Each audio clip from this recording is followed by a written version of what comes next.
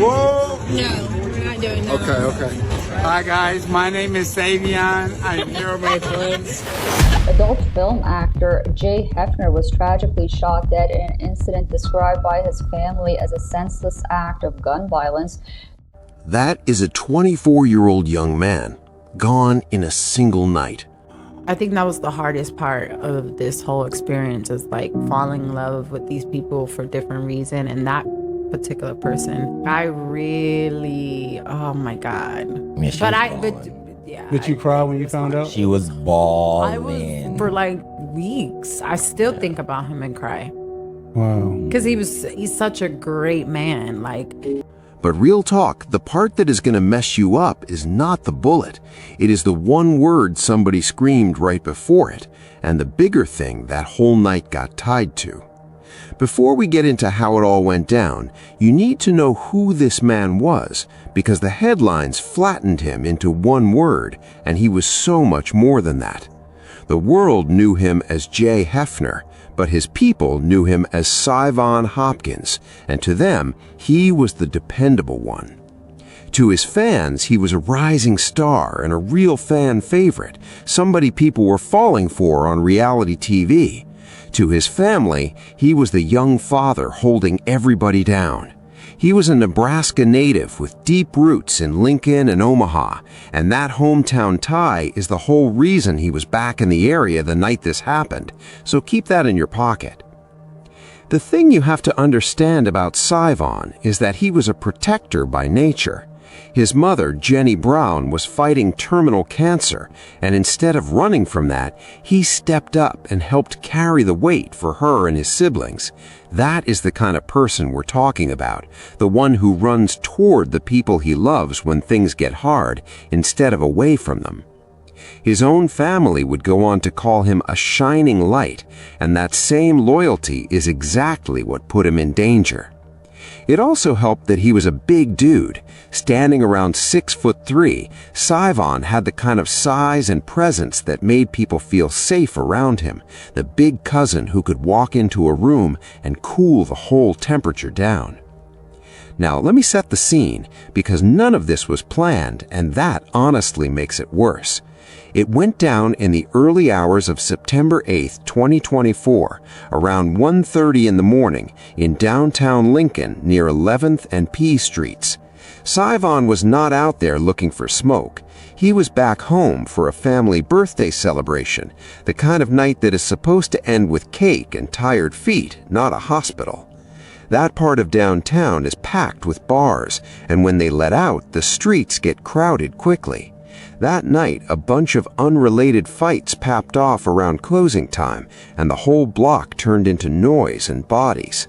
One minute it was a regular weekend, and the next it was chaos spilling out onto the sidewalk. Syvon and the men who would later get arrested were all out there in that same mess. But here's the wild part. They weren't even connected at first. Police were clear that nobody walked into that night with a target on anybody, which means everything that happened next came down to a few seconds and one bad decision. Then his cousin got caught up in one of those scuffles, and that's the exact moment Syvon stopped being a bystander. Loyalty took over, the same loyalty everybody loved him for, and he stepped in to shield his family from whatever was coming. According to police, one of the men out there didn't even throw hands. He gave an order.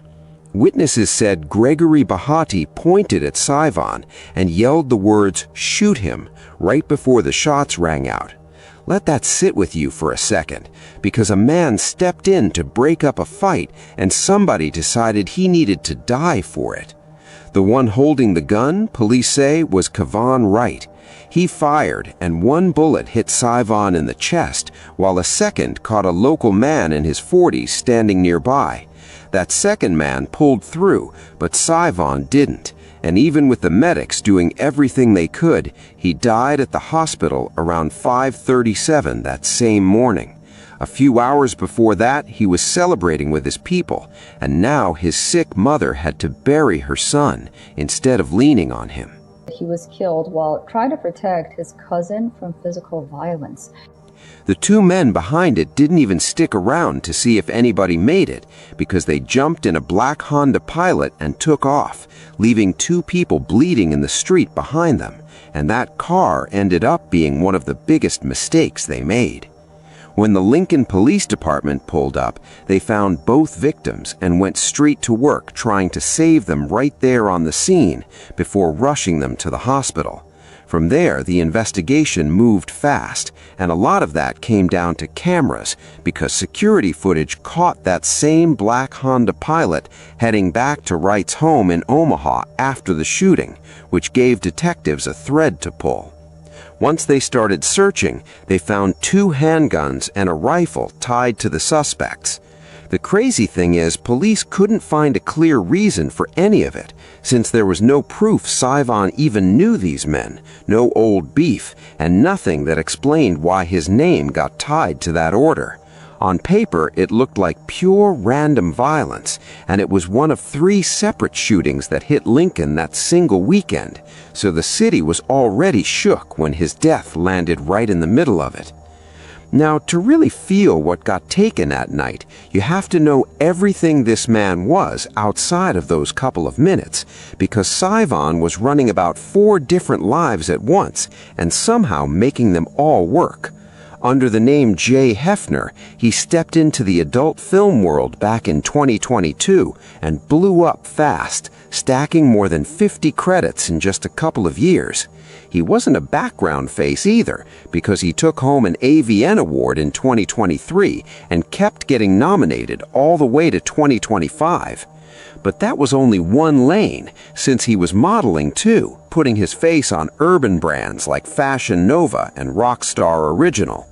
On top of that, he was in the booth chasing music, dropping a project called Frenzy under the name 00, which is exactly why so many fans knew him as a rapper too. And as if all of that wasn't enough, the man went and got certified as a veneer technician in dentistry and was working in a dental office right next to his girlfriend, Madeline Murchison, quietly setting up the long game while everybody online only saw the flashy side. The piece that pushed his name even higher was reality TV. Have you ever slept with someone in this house?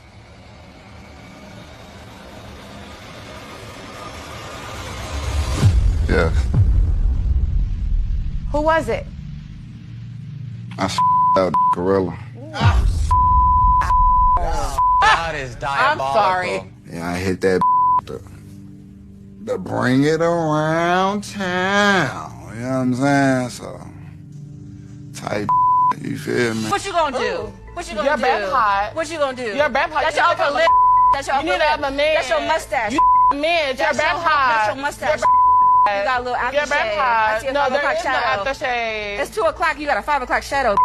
It's not 2 o'clock Nah, though. you need to go wax. It done. You over there You need to shaving get it. your And it's not working. You just a Not that's all that you got working. going That's on. okay. It's all I natural see a little glue here. on your eyelash Right too, now. baby. Y'all seriously gonna argue So with lit ass for hoe. 5 minutes? Cause she is stupid. You think she about to win? The hater. Listen, but she makes so much just like the expose other her. girl. Expose me, babe. I am. Yeah, I got Expose me. I am. I don't know what the beef is with this. It goes to red for me. I don't put my hands on no women, but you ain't finna put your hands on me either. And you smell like watch your next time. Since he landed on the Zeus Network show 2 Ways with Erica Mena, where he went by 7 and became a fan favorite for keeping it humble and real. Even the guys he had drama with on camera stopped to pour one out once they heard the news. And you squabble a fan favorite, a Twitter favorite, like rest in peace to Jay Hefner. Rest in peace, Jake Hefner. You could even read his whole story right off his skin because he had the words "Show no fear" inked across his chest and a pink ribbon on his shoulder for his mom's cancer fight. The pain in his family ran even deeper than that, since he had already lost a brother years before, and through it all, the thing people remember most is how he showed up for his little girl. To like such a big, like, he did not miss his parenting time with his daughter. Like his Wow. daughter would come on Like set. I was and around rap. him 48 hours. That's the whole life that got erased in a couple of minutes over a fight that was never even his, and the reason for it about to get a lot bigger than anybody saw coming. For a few weeks, the case just sat there with a grieving family and barely any answers, and then the arrests came. On October 16, 2024, police picked up both men in Omaha. Kevon Wright, who was 23, got charged as the shooter, hit with first-degree murder, using a gun to commit a felony, and 2 counts of assault. The Gregory Bahati, who was 30, got charged as the accomplice, the one accused of yelling "shoot him" and setting the whole thing off. The next day, a judge denied bond for both of them, and they sat. Then the prosecutors made a move that showed you how serious they were, because in January 2025, they upgraded Bahati's charges so he faced first-degree murder directly, the same as the man who actually pulled the trigger. Just last night, we told you that investigators had arrested 2 people they say are connected to that shooting in downtown Lincoln last month that left a 24-year-old man dead. This afternoon, both were in court and formally charged. And both men, now behind bars, were picked up in Omaha. Right now, it appears as though they will stay locked up for the foreseeable future. 1011's John Grinvald was in that courtroom. He joins us live this evening in the newsroom with the latest on all of this. John? Cole Madison, the judge presiding over this case, determined back-to-back that both of those men will be held in jail without bond. And if found guilty, both could end up spending the rest of their lives in prison. As we tend to see with these arraignments, they don't last long. 23-year-old Kevon Wright is accused of pulling the trigger that night, and he's been charged with first-degree murder, 2 counts of second-degree assault, and use of a weapon to commit a felony. 30-year-old Gregory Bahati is charged with aiding and abetting in those alleged crimes. That shooting took place in the early morning hours of September 8th outside of a bar near 11th and O, with Savion Hopkins dying at the hospital. LPD outlining what sparked the violence earlier today. Just prior to the shooting taking place, Bahati had a minor involvement in one of the fights. Bahati disengaged from the fight, turned and looked towards the area where Hopkins and Wright were standing, and said, "Shoot him," while pointing in the direction of Hopkins. Police say that's when Wright pulled out a gun and fired at least twice before running away. Investigators say surveillance video then caught Wright jumping into an SUV nearby that is believed to belong to a family member of Bahati's. Wright and Bahati will both be back in court on different dates next month. The message was simple, since in their eyes, the voice that called for the shot was just as guilty as the hand that fired it.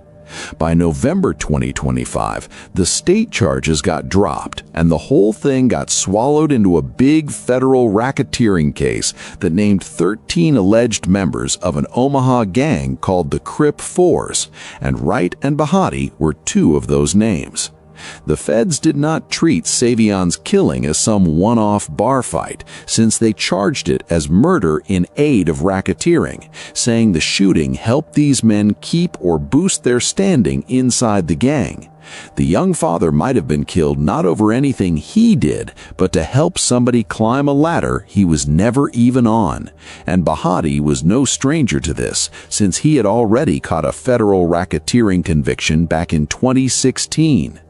To understand how big this got, the Crip Fours are described as a merger of 2 older Omaha Crip sets, and that same case ties them to a string of shootings stretched across a whole year. Savion's death was just one piece of a much bigger pattern the feds were trying to break apart, and that is what should hurt the most, because his name ended up filed inside a gang case when he was really just a man at a birthday party doing right by his cousin. If that sounds far-fetched to you, it is not, and that is the scary part, because Nebraska has run this exact movie before. Look at the 2021 murder of Timothy Washington in Omaha. Around 2 in the morning, shooters opened fire into a bar at 39th and Ames with a high-powered rifle, and Washington, who looks like he was just there, got caught in it and died. A guilty verdict for 2 teens accused of hunting people in rival gang territory. Prosecutors tell me the damage could have been much worse. It is really kind of mind-numbing that especially kids of this age would have the mentality to do that, and almost like it's a sport.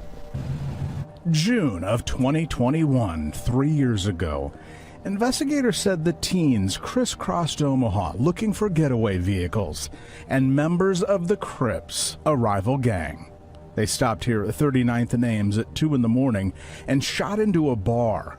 One of them had a high-powered rifle and killed 37-year-old Timothy Washington. At trial, prosecutors played audio of what ShotSpotter captured that morning.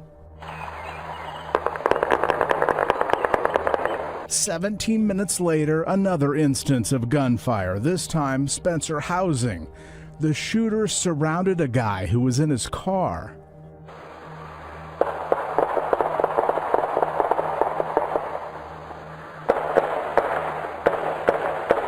"20 casings on one side, 9 on the other. Remarkably, the man in the car survived. A woman was grazed in a nearby apartment. A bullet pierced through their home, their window of their bedroom, and they had a baby in with them, and the woman was laying in her own bed and had a grazed wound go across her forehead. I mean, we could have had 4 people that night that were murdered. A jury found Quan White of Omaha and Mariano Flores of Lincoln guilty of 11 counts, including murder. The 2 who did it, Quan White and Mariano Flores, were only 15 years old at the time, and they weren't even after him because they were out hunting for rival gang members and firing into the place to find them. The parallels almost write themselves. Both went down late at night at or near a bar. Both came from young men with guns and gang motives, and in both, the person who died was not even the target, just a life erased over somebody else's war. The difference is that Washington's case already reached the end, and it was brutal, with the shooters convicted and one of them sentenced to 320 years and the other to a life-eligible term. That is the kind of weight now hanging over Savion's case. But while the lawyers go back and forth, the loss stays right where it landed, on his family. Within a day, a GoFundMe set up for him blew past its goal and pulled in more than $25,000 to help with the funeral and to support his sick mother and his baby girl. A GoFundMe page has been launched to cover funeral costs. Over $25,000 has already been donated. His girlfriend Madeline put her grief right out in the open, posting through tears about a future that got stolen and saying simply that they had so many plans and how much she loved him. And Erica Mena, who only knew him for a short window of filming, couldn't even hold it together talking about him. He is remembered as a beacon of light for his loved ones, a devoted father to his 10-month-old daughter. So in the end, this is the math that just doesn't add up. A man who spent his whole short life taking care of everybody around him died doing the most him thing there is, stepping in front of danger for family.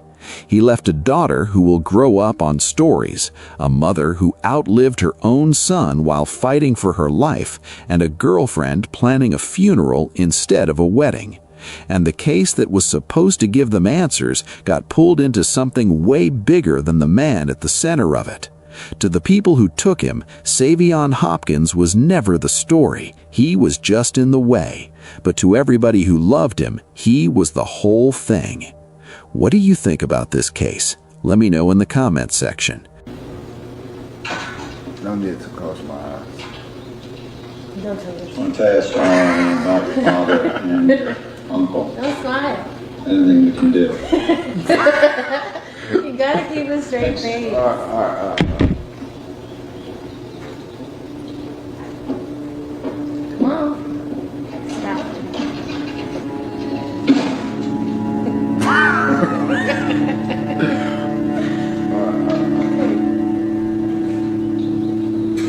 That shit cold as fuck.